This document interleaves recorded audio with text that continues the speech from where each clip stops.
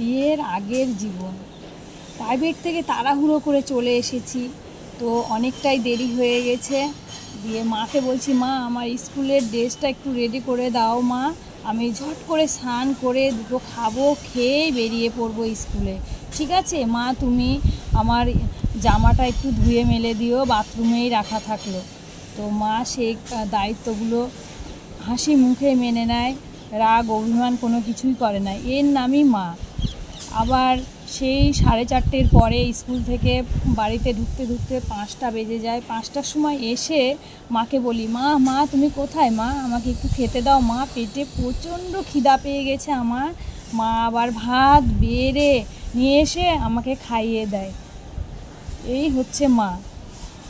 তাই মায়ের চেয়ে কাউকে কখনোই আপন যদি ভাবো, সেটা তোমার ব্যর্থতা।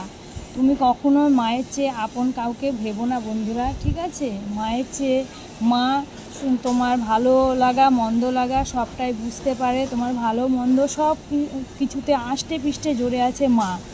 মাই পারে সব কিছু করে দিতে, একমাত্র মেয়ের মনের কথা বুঝতে।